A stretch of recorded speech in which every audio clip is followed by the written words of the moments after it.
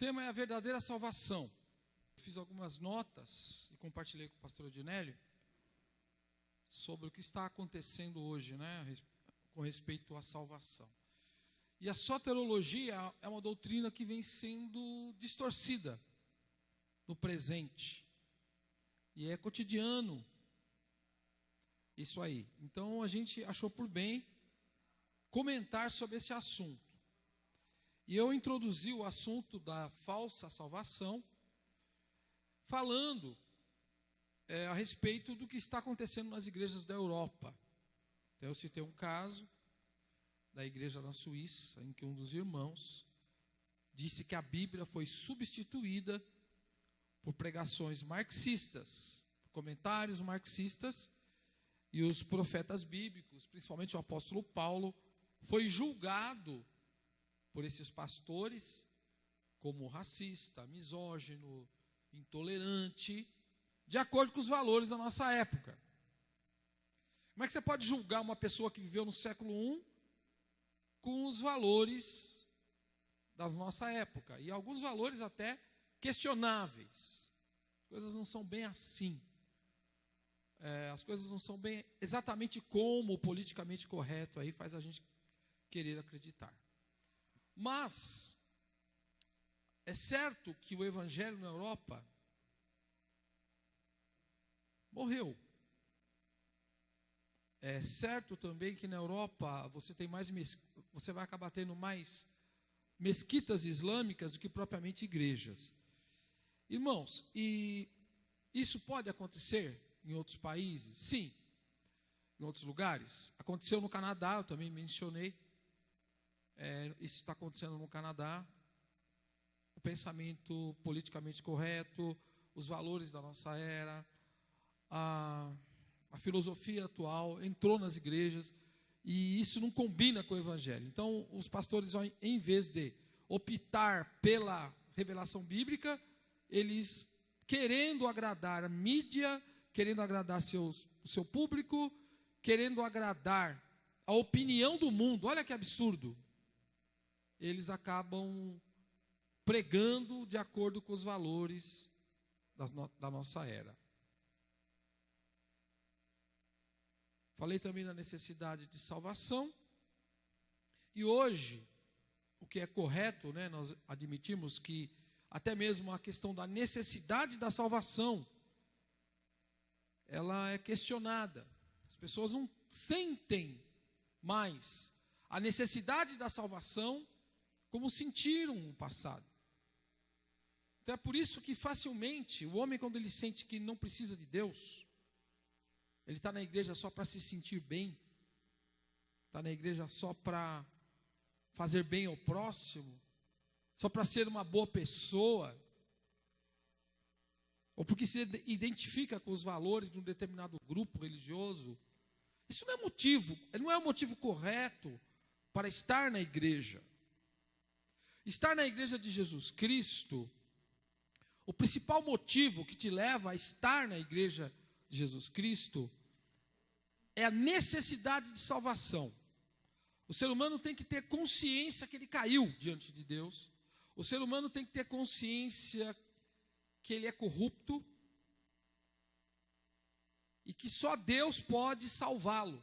E salvá-lo em todos os aspectos, salvá-lo em todos os sentidos. Não unicamente no sentido espiritual. Só Deus pode te fazer uma pessoa melhor. Mas você não está na igreja para ser uma pessoa melhor apenas. Você está na igreja para ser salvo por Jesus Cristo. Você está na igreja porque você sente que realmente pecou. Você sente realmente que é um pecador. Você sente que precisa de transformação, de justificação, de santificação. Você sabe que precisa da presença do Espírito de Deus morando em você, fazendo de você igreja do Senhor. Porque o Senhor não habita em denominações. O Senhor não habita em templos feitos por mãos humanas. O Senhor habita em nós. O Senhor habita no teu coração, no meu coração. O Senhor habita na igreja de Jesus Cristo. É lá que Ele habita. E o corpo de Cristo na terra somos nós. Os crentes em Jesus Cristo. Então, as realidades da salvação estão sendo negligenciadas por causa dos falsos conceitos de salvação que estão sendo introduzidos. E eu vou citar um, até com muito cuidado, porque a doutrina do calvinismo, ela é uma doutrina que na soteriologia, ou seja, nas questões da salvação, ela tem equívocos. E esses equívocos, eles vêm sendo semeados nas redes sociais e semeados no meio do povo de Deus. Alguns pregadores do calvinismo se tornaram expoentes. E eles têm vídeos no YouTube, eles são filmados, eles têm, como eles falam muito bem, eles são muito bíblicos, né? Mas os conceitos calvinistas relacionados à salvação, eles não são verdadeiros. Nem todos eles são verdadeiros. E eles tentam semear no meio do povo evangélico esses valores, esses conceitos. Tanto que uma grande igreja pentecostal, ela publicou o seu Cremos, republicou, é a Assembleia de Deus, ela republicou o seu Cremos, e há uma parte do Cremos que fala justamente contra as doutrinas calvinistas. Eles negando aderir a esse tipo de doutrina. Será que é isso mesmo? Então vamos ver. Vamos falar um pouquinho dessas distorções doutrinárias. Eles tentam, por causa do descrédito em que caiu o neopentecostalismo, com a doutrina da prosperidade, da falsa prosperidade, com o evangelho da falsa prosperidade, com igrejas milionárias, escândalos.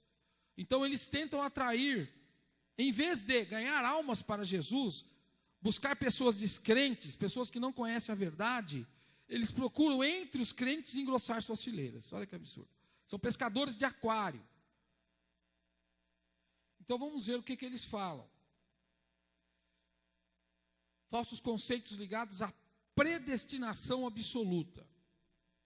Então, o principal problema do movimento calvinista é crer na predestinação absoluta. Que Deus, de forma absoluta, predestinou uns para a salvação e outros para a perdição, não importando o que essas pessoas façam.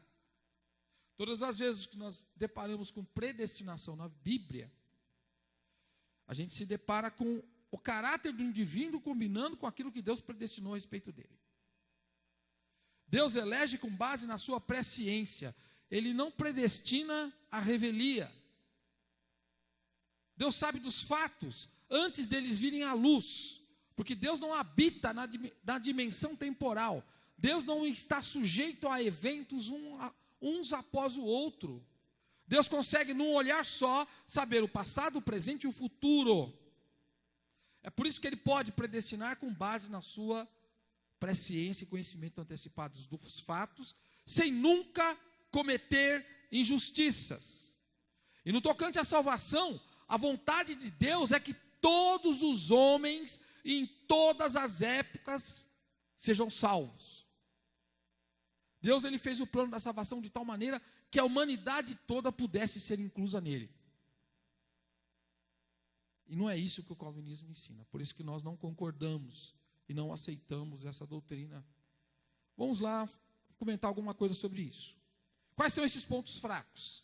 Começa com a exégese do texto bíblico. Essa exegese, ela é feita de forma a combinar com a doutrina deles. E eu vou citar alguns versículos e vocês vão perceber onde está o problema. Então vamos lá. Pensa em predestinação absoluta. Olha o que está escrito na Bíblia. Porque todos pecaram e destituídos estão da glória de Deus. Romanos 3:23. Aqui todos, para eles e para nós, significa todos mesmo, sem exceção. Aí também está escrito. Portanto, assim como por um só homem entrou o pecado no mundo, E pelo pecado a morte, assim também a morte passou a todos os homens, porque todos pecaram. Romanos 5:12.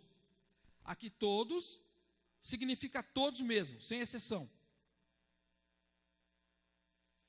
1 Timóteo 2, do 3 ao 4 diz assim: isto é bom e aceitável diante de Deus, nosso Salvador, o qual deseja que todos os homens sejam salvos e cheguem ao pleno conhecimento da verdade. 1 Timóteo 2, 3 ao 4. Aqui todos significa apenas os que estão predestinados à salvação. Então eles mudaram. Está escrito todos na Bíblia, e ele diz que aqui todos são está apenas relacionado a um grupo de pessoas que Deus elegeu. Porque Deus amou o mundo de tal maneira que deu o seu Filho unigênito para que todo aquele que nele crê não pereça, mas tenha a vida eterna. Portanto, Deus enviou o seu Filho ao mundo, não para que julgasse o mundo, mas para que o mundo fosse salvo por ele. Aqui todos significa apenas os que estão predestinados à salvação. Como se está escrito, para que o mundo fosse salvo por ele. Então Jesus morreu para todo mundo, e não para alguns. E não por alguns. Então veja que, biblicamente, ela não se encaixa. A soteriologia calvinista não é bíblica. Ela é bíblica quando você faz isso. Quando você pega uma palavra e, dependendo do texto, você dá um significado a ela, e no outro texto você dá outro. Todos significa, em qualquer língua, todos. E ainda tem a palavra cosmos, mundo, o planeta inteiro. Jesus morreu por todos. Não é estranho? Estão por aí, tentando ganhar adeptos com base nesse tipo de doutrina. Outra coisa que muita gente pensa, nós não vamos tomar muito tempo sobre calvinismo. Isso é só um pontinho para os irmãos entenderem que é uma doutrina perigosa. Outra questão, a salvação não é apenas o livramento do inferno e da condenação. Tem pessoas que aceitam a Cristo temendo a perdição. O homem sabe que está condenado. Diante da revelação de Deus, o homem sabe automaticamente que ele não está à altura de Deus, que ele não é santo como Deus, que ele errou. Há uma consciência de pecado no homem, que a modernidade, que as ideias modernas, que o humanismo, que a filosofia relativista tenta apagar do ser humano. O homem agora é o centro de tudo. Nós vivemos a era antropocêntrica. O homem é o centro de todas as coisas. Tudo em função do ser humano. E a salvação, ela não diz, ela diz o contrário. A salvação diz que a doutrina da salvação diz que o homem é um perdido. E que ele precisa de Deus. E o homem sendo um perdido, e quando ele chega a essa conclusão, num primeiro momento ele acha que ser salvo é apenas livramento do inferno e da condenação. E esse raciocínio se baseia no desconhecimento da palavra de Deus e das promessas de Deus com relação à salvação. É comum, inclusive, entre crentes sinceros que fazem parte de igrejas sadias. Salvação é bem mais do que o livramento do inferno e vai muito além de uma vida terrena repleta de sucessos, vitórias e riqueza material. Bem disse o apóstolo Paulo: se é só para esta vida que temos colocado a nossa esperança em Cristo, somos de todos os homens os mais dignos de lástima. 1 Coríntios 15, 19. Então, se alguém espera em Cristo somente nessa vida, ele está equivocado com relação ao que seja a salvação. Então você está no seu bairro e você ouve um carro de som passando com um alto-falante: venha para a igreja tal e todos os seus problemas serão resolvidos, e todos os seus problemas serão solucionados. Eu diria para você que muitos dos seus problemas serão resolvidos. Alguns deles serão solucionados por Cristo, mas outros problemas surgirão na sua vida por causa do Evangelho. Porque o Evangelho de Cristo, ele traz problemas para o ser humano nesta vida. E um dos problemas que o Evangelho de Jesus Cristo traz para mim e para você, é que você fica na contramão do mundo. É que você fica na contramão dos costumes, você fica na contramão dos valores, você não pode andar como as outras pessoas andam, porque a palavra de Deus te proíbe de aderir a tudo que as outras pessoas fazem. Então, ser salvo, muitas vezes é padecer perseguição, é ser morto por causa do Evangelho de Cristo.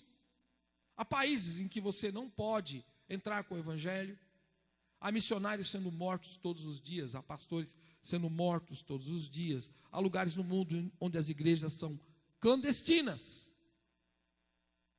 onde a Bíblia dificilmente entra, porque ali predomina uma outra fé, ali predomina uma outra religião, ali predomina outro fundamento religioso. Então o cristianismo não pode estar nesses lugares. Então estar no Evangelho é muitas vezes comprar problemas ou receber problemas, assim como Cristo sofreu perseguições, assim como Cristo desafiou o sistema religioso da sua época. E Cristo não foi, como essa gente pensa, um revolucionário social. Cristo está preocupado com justiça social? Está. Mas a missão dele, quando esteve entre nós, foi fomentar movimento social? Então por que algumas igrejas que nós conhecemos, perto de nós, pregam um evangelho marxista-leninista? Por que eles se preocupam tanto com a questão material do ser humano? E as igrejas vivem e acabam rodando em torno disso. Temos que ter justiça social? Sim. Temos que fazer ajuda? Temos que ajudar aqueles que entre nós estão passando necessidade? Ora, claro que sim, senão você não ama teu irmão. Se você vê teu irmão passando necessidade, desempregado, com aluguel atrasado, e você não faz nada para ajudá-lo, não chama os outros irmãos para repartir aquele custo, não sei, você não faz nada, então você não ama teu próximo, então você não ama o teu irmão, como a igreja primitiva amava, a ponto de repartir os bens entre eles, e dividir entre eles, e eles resolveram a questão da diferença social entre eles.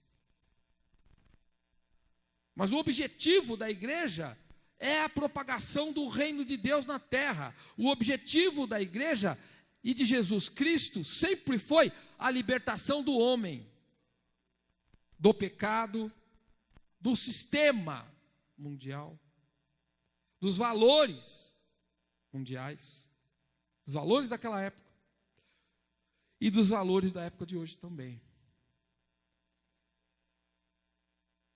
Então, irmãos, se você reduz o evangelho a coisas dessa vida, você é o mais miserável de todos os homens.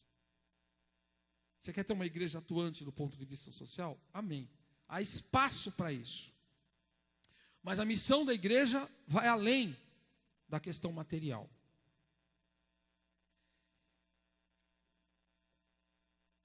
Vamos continuar. Nós, porém, somos cidadãos dos céus. É de lá que ansiosamente esperamos o Salvador, o Senhor Jesus Cristo. Filipenses 3:20. Então, o alvo da salvação não está na terra.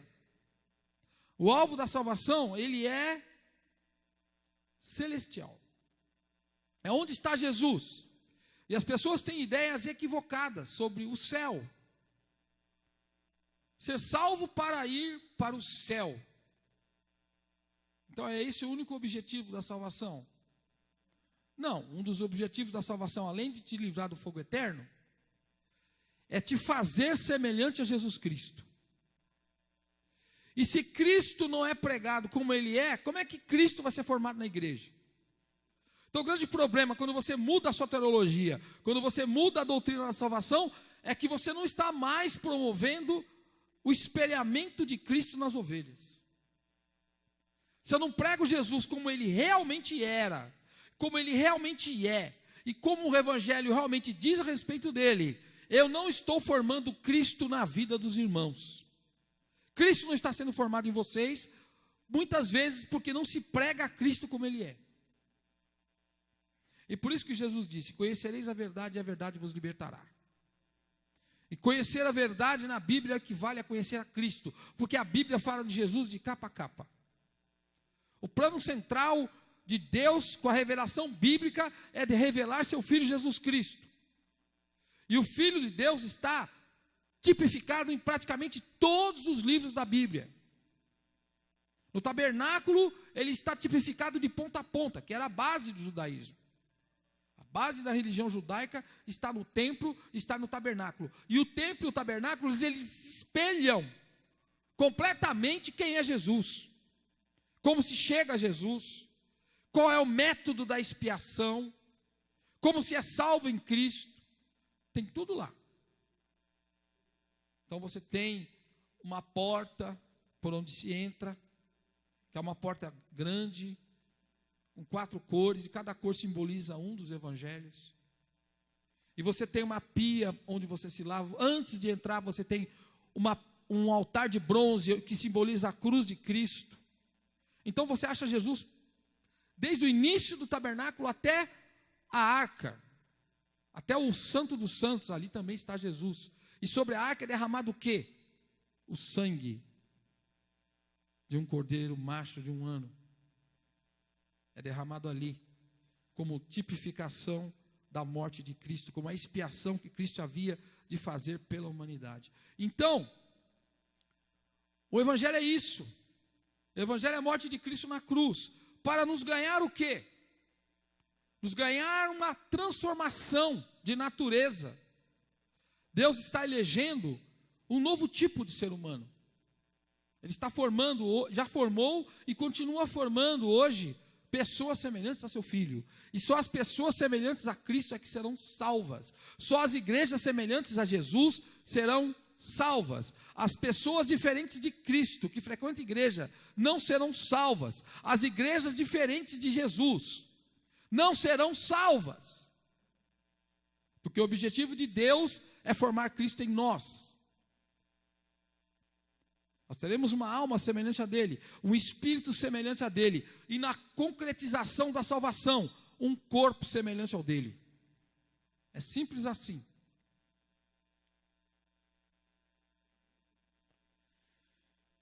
Glória a Deus.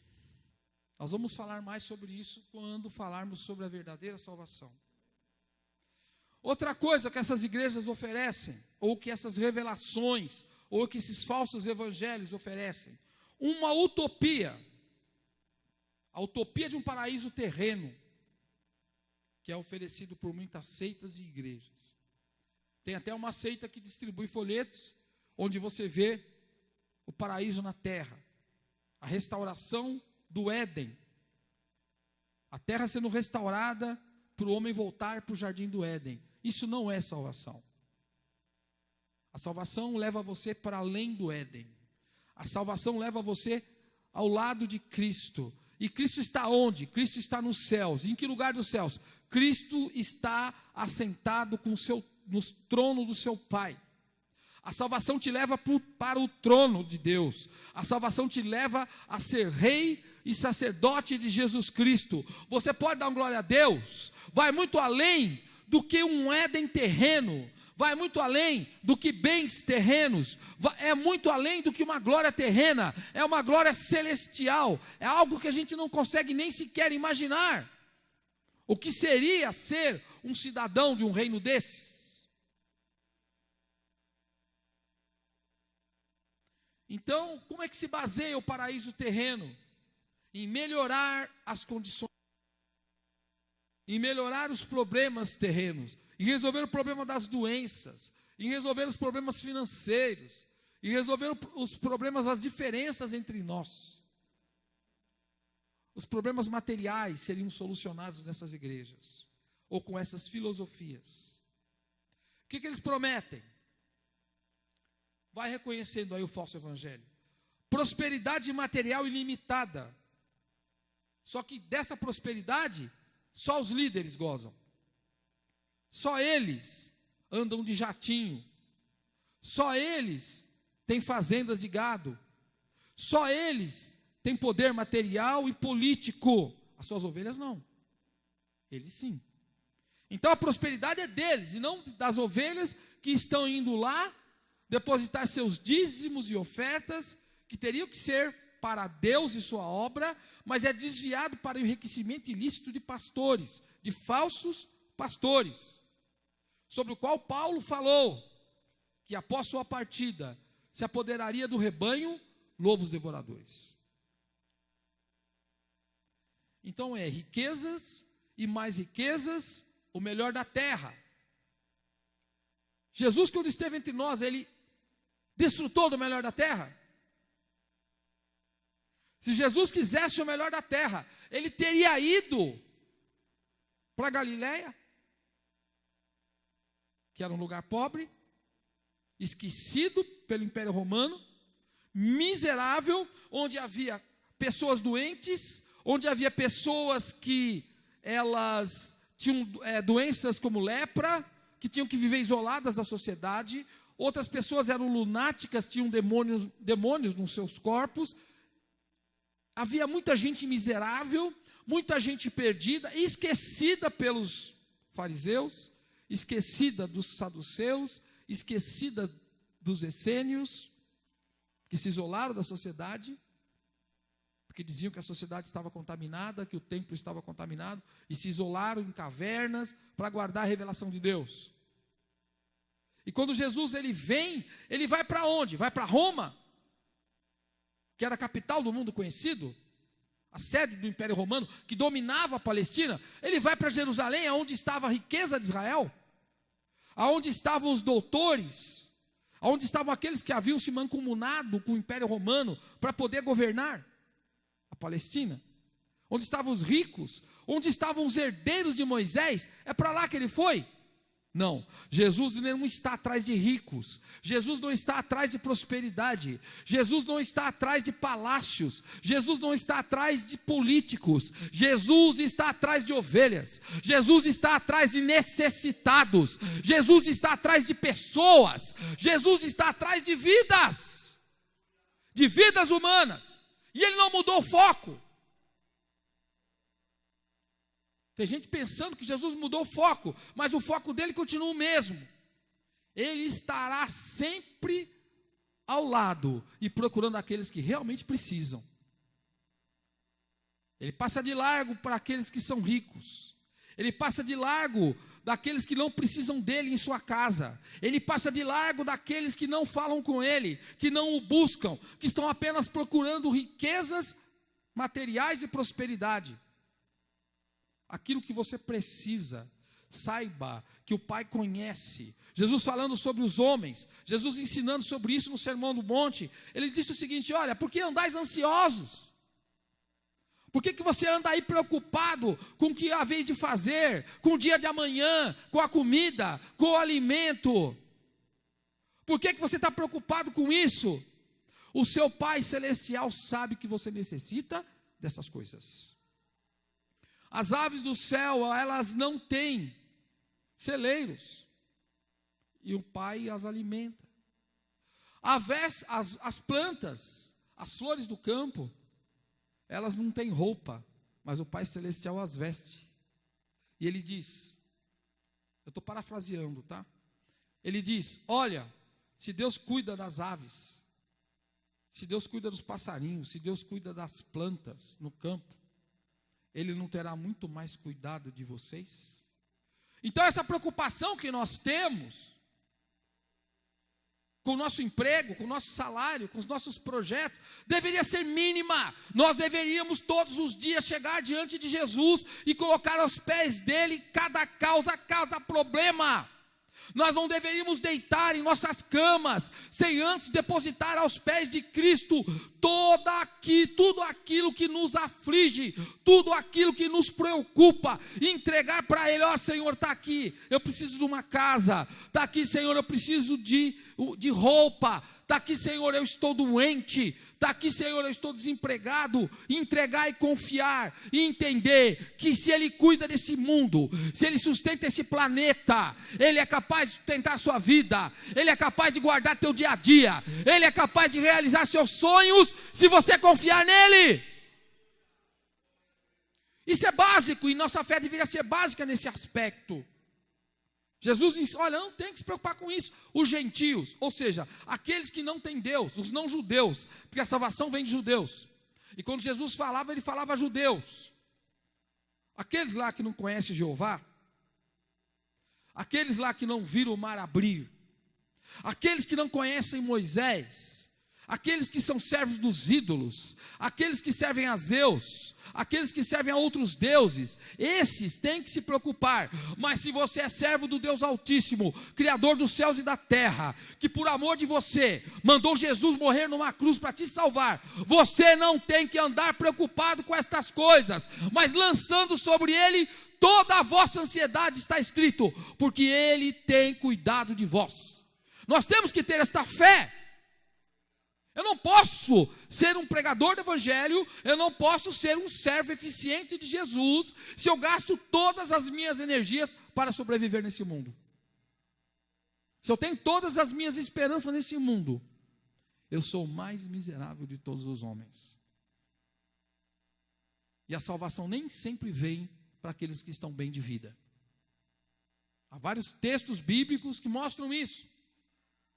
A gente podia se deter neles, mas ainda tem muita coisa para falar. O que mais que esse evangelho promete? Uma vida sem sofrimentos ou doenças, sem decepções.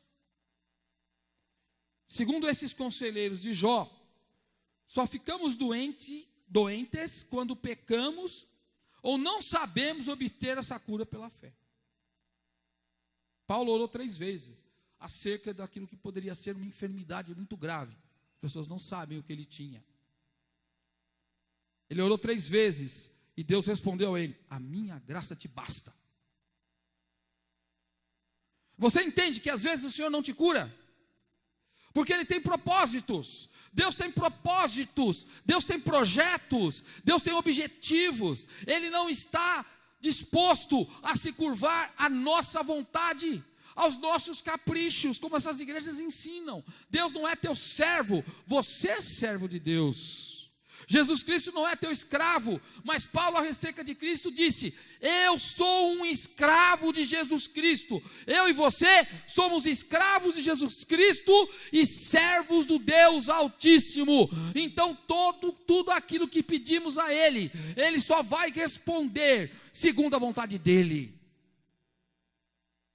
Quantas coisas eu já pedi ao Senhor e Ele não me deu, e Ele não me respondeu, porque não era da vontade dEle. Quantas coisas eu só pensei em pedir e Deus me entregou na mão. E entregou por quê? Porque era da vontade dEle. Então não adianta, não tem encantamento, viu, irmão? Não adianta ficar indo de vigília em vigília, de igreja em igreja, atrás do pastor fulano, pastor Beltrano, porque lá é igreja poderosa, lá é gente poderosa, lá aquele pastor. Não tem isso, irmão. Você é servo de Jesus Cristo. Você sabe qual é o segredo do poder? O segredo do poder está numa chave. Na chave do seu quarto. Você abre o seu quarto, abre a porta do seu quarto, tranca a porta do seu quarto, e você dobra seu joelho, lê esse livro e fala com o Pai: aqui está o segredo do poder. Você não tem mais poder do que aquele que o Pai te dá no seu quarto. Não adianta andar atrás de profetas. Não adianta. Você pode ter consideração por homens de Deus e por mulheres de Deus, eu tenho, mas não adianta andar atrás. Nós temos que olhar para Jesus, autor e consumador da fé. Glória a Deus. Então, segundo essa teologia distorcida, Deus será sempre obrigado a devolver até 100 vezes mais do que você oferta em sua casa. Isso faz dessas igrejas verdadeiros cassinos ou bolsas de apostas. Quem que dá mais? Então vamos lá, vamos dar 10 para Deus dar 100? Irmão, é o seguinte, ó. Sabe como é que funciona? É assim. O crente tem consciência. Ele é servo de Deus, ele estuda a palavra, ele ora no seu quarto. Quando a obra dele precisa de alguma coisa, o Espírito Santo toca nele e ele entrega. O pastor fala aqui e ele entrega. Sabe por que ele entrega? E ele entrega para o Pai, ele entrega para Deus, não esperando receber, porque ele está entregando o que Deus já entregou para ele. Ele está repartindo com a obra de Deus aquilo que Deus já deu para ele. Eu, quando eu entrego na casa do Senhor, eu não espero receber, porque Deus já me deu. E quando Deus toca no meu coração para fazer alguma coisa, eu não olho para o valor, eu vou e faço. Eu não tenho pena, eu não tenho dó. O crente tem que estar desprendido dessas paixões. Você consegue entender que Jesus também veio te salvar destas paixões? Os gregos diziam o seguinte: olha, a paixão, ela não pode, a filosofia grega dizia isso, a paixão, ela não se satisfaz. A Bíblia diz assim, em eco ao que eles disseram: quem ama a renda, não se fartará da renda. Então, se o cidadão ama o sexo, ele não vai se fartar do sexo, ele vai se destruir pelo desejo. Se ele ama o dinheiro, ele nunca vai estar satisfeito, ele vai passar a vida atrás do dinheiro e vai se destruir por causa do dinheiro. Então Jesus também veio te salvar do amor à perversidade carnal, ele veio te salvar também do amor ao dinheiro. É por isso que às vezes a gente tem que se desprender. Muitas vezes alguém te pede emprestado, empresta, porque é uma maneira de você se desprender do dinheiro. Se alguém precisa, dá, porque é uma maneira de você se desprender. E se a casa do Senhor precisa, entrega, porque é uma maneira de você se desprender. Isso aqui não é cassino. Quando eu entrego na casa do Senhor, eu faço com amor ao reino de Deus. Quando eu semeio na casa do Senhor, quando eu entrego uma oferta, eu quero que o reino de Deus avance na terra. Eu não estou preocupado em ficar rico, mas até o ato de ofertar a Deus, até o ato de contribuir na casa de Deus, foi destruído, foi corrompido por esse falso evangelho, por essa falsa salvação. Tomar um gole d'água aqui que está difícil.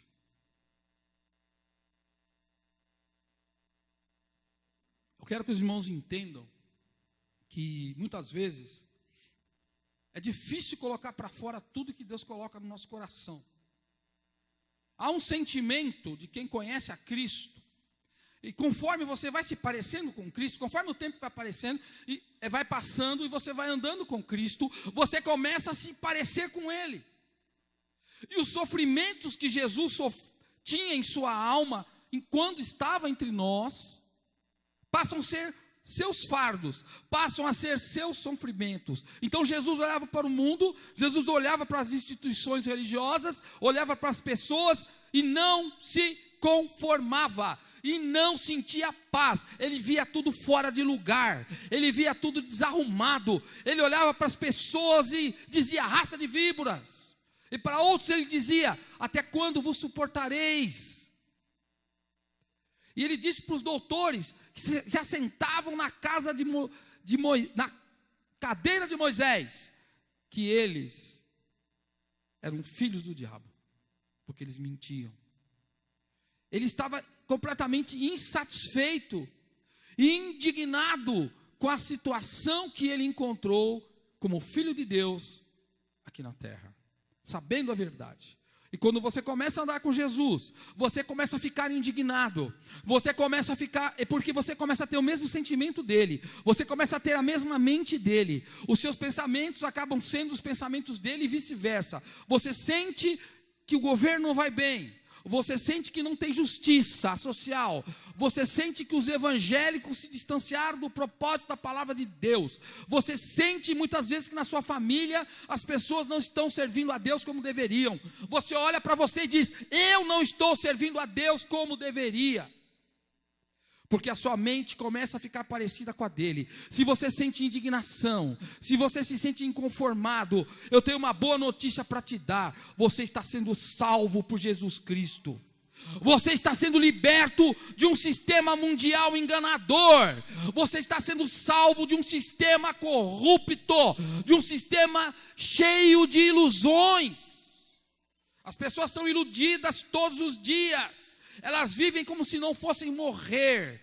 Elas vivem atrás de um sucesso que elas nunca vão alcançar. Mas eu tenho uma boa notícia para você. Você tem que viver para Jesus, porque Ele morreu por você. E tudo aquilo que você precisa está em Cristo, está em Jesus. Seja uma bênção material, seja uma bênção espiritual, tem que vir dEle. Tem que vir de Jesus, senão não vale, senão não serve. Eu sempre digo que eu prefiro estar perdendo algo, eu prefiro perder algo do que ter algo na minha vida que não seja do agrado do Senhor. Eu prefiro muitas vezes estar derrotado do que ter uma vitória que não é legítima. Porque todas as vitórias ilegítimas, Deus vai confiscar. Todo o prêmio de corrupção, Deus vai confiscar. Os salvos têm que se preocupar com a verdadeira vitória. O salvo tem que se preocupar com uma vida legítima. O salvo tem que entender o que Deus quer com ele e o que ele quer com Deus.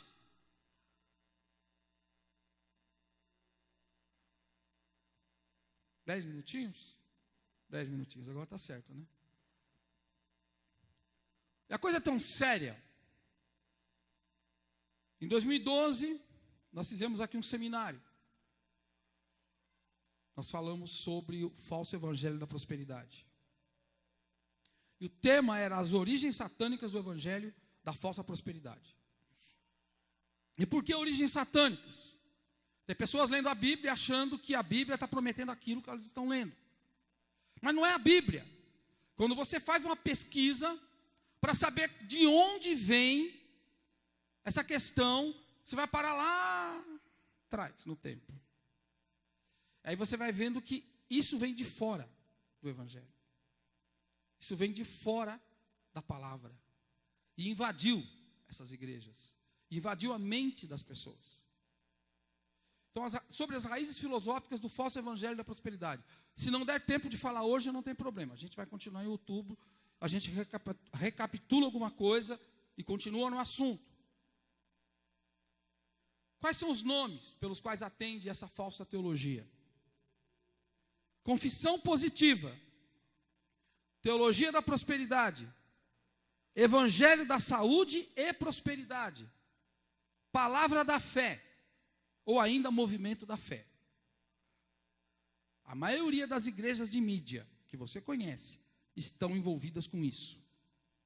Qualquer uma que você citar aqui, que é de mídia, e faz ênfase na prosperidade, está envolvida com isso.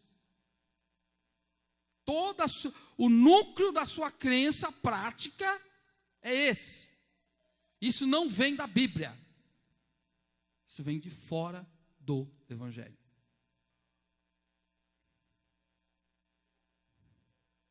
São inspiradas pelo falso anjo de luz, Satanás. Em 2 Coríntios 11:14 diz assim, que ele se transfigura, que não é maravilha nenhuma, que o próprio Satanás possa se transfigurar em anjos de luz. Ou ainda, que não é maravilha nenhuma que os ministros dele possam se transfigurar em anjos de luz. Então eles estão nas igrejas, como pastores, como guias de rebanhos, como anjos de luz, só que não são. Estão levando milhões para o inferno. É isso mesmo, essas pessoas estão indo para o inferno, porque elas acreditam num falso evangelho. E só o evangelho de Jesus Cristo, só o verdadeiro evangelho de Jesus Cristo pode salvar. O falso não. Olha aí. Igreja falsa, evangelho falso, doutrina falsa, leva para o inferno. Não é só uma questão de teologia, não é só uma questão de sabedoria, não é só uma questão de conhecimento, não é só uma questão de preferência doutrinária. Não, o verdadeiro evangelho leva para o céu, o falso evangelho leva para o inferno. O verdadeiro evangelho tem eco na palavra de Deus, o falso evangelho tem eco no satanismo. Vem de fora a inspiração. Kenneth Hagin é considerado o pai do evangelho da prosperidade. Só que veio outro antes dele. Hagin teve uma visão, em que nessa visão ele falava com Jesus e Jesus falava com ele. E nessa visão foi em 52. Olha como volta no tempo. E Kenyon foi bem antes dele. Kenyon morreu em 48. E nasceu no século 19. E Kenyon, ele lia teosofia, ciência cristã e outras filosofias para levar para a igreja. E Hagin adotou os ensinos de Kenyon. E escreveu muitos livros. Então você tem que tomar cuidado quando você vai numa livraria evangélica, porque os livros dele estão lá. Kenneth Hagin teve uma visão em 52. E ele disse que via Jesus falando com ele. E Jesus estava ensinando, dando um ensino para ele, sobre como expulsar demônios, como expulsar o diabo, técnicas de exorcismo. E ele estava atento ouvindo, quando um demônio pequeno, meio macaco, meio duende, começou a pular e soltar fumaça e fazer barulho, de maneira que ele não conseguia ver nem ouvir o que Jesus falava. E ele ficou ali algum tempo tentando ouvir o que Jesus dizia, e disse que o demônio atrapalhava ele, e Jesus não fazia nada. Aí ele diz assim que ele expulsou o demônio, e perguntou, questionou o Senhor na visão, por que o Senhor não fez nada? E o Senhor disse a ele, olha, eu não fiz nada porque eu não podia fazer.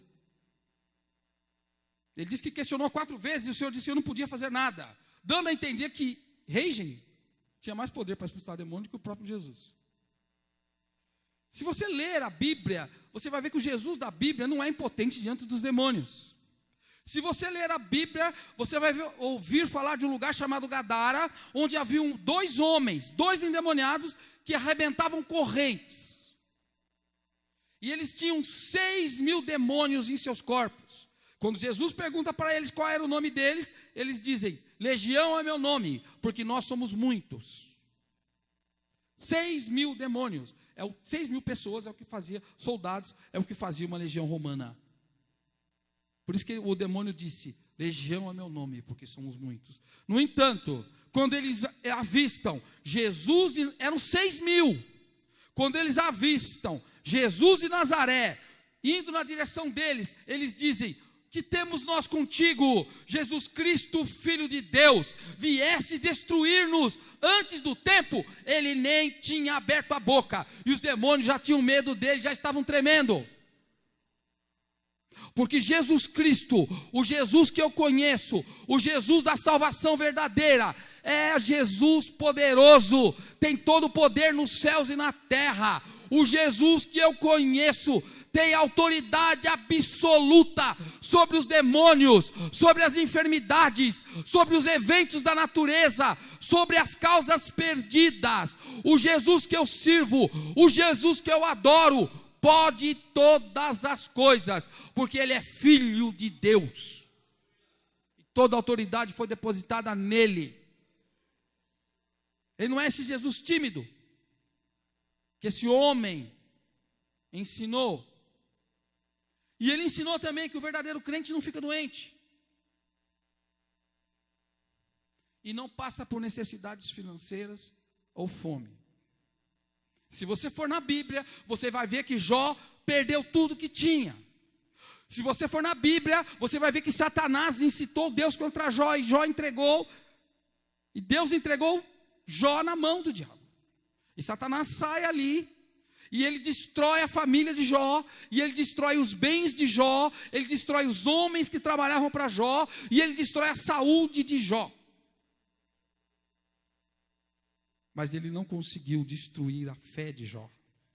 Porque a fé de Jó, ela não está baseada em bens materiais. Porque a fé de Jó não estava baseada no apoio da sua esposa. Porque a fé de Jó não estava baseada na vida dos seus filhos. E nem na riqueza que ele possuía, sendo o homem mais rico do Oriente. A fé de Jó estava baseada no Deus onipotente, que pode todas as coisas. E por isso que ele derrotou Satanás. E é por isso que ele recebeu tudo em dobro do que antes possuía, porque ele tinha uma fé viva, e uma fé que não depende de circunstâncias materiais. Jó estava em pecado? Não! O que a Bíblia nos dá a entender é que Jó tinha um conhecimento parcial de Deus, mas Jó não estava em pecado. Nem sempre a tribulação na tua vida é sinal de pecado. Às vezes Deus quer aumentar a tua fé. Às vezes Deus quer focar a tua fé no lugar certo. Então Ele permite o mal, Ele permite a tribulação. Mas meu irmão, minha irmã, se o mal sobrevier à sua vida, não desanime. Veja o exemplo de Jó, que ficou firme, ferido de lepra, descascando feridas do corpo com caco de telha, sem um bem material sequer, sem o apoio da esposa, sem o apoio dos amigos, sendo acusado de pecado. Mesmo assim ele disse: eu sei que o meu Redentor vive, e em breve ele se levantará sobre a terra, e eu na minha carne verei ao Senhor. Não importa o que nos aconteça. Glória a Deus. A verdadeira salvação e o verdadeiro crente pensam. A verdadeira salvação é isso. A verdadeira salvação não é baseada em bens. Ela não é baseada em prosperidade. Ela não é baseada em favor humano. Ela é baseada no Deus invisível. É por isso que ele fica firme. É por isso que o verdadeiro crente fica firme nas piores situações. E não é fácil. Estou dizendo que é fácil, mas se você é nascido de Deus, se você nasceu de novo, você vai entender que não tem outra opção a não ser esperar em Deus, a não ser resistir. Por isso que a palavra diz: resistir ao diabo e ele fugirá de vós. Irmãos, eu acabei estourando o tempo, a gente vai botar uma vírgula, eu ia parar antes, acabei me empolgando, não vi. Nós vamos botar uma vírgula nisso aqui, a gente vai continuar esse assunto ainda no mês de outubro. Eu conto com a presença de todos vocês, está sendo gravado, então os irmãos podem revisitar e entender melhor até o que está sendo exposto aqui, pode até memorizar. Deus os abençoe, obrigado pela presença de todos, amém.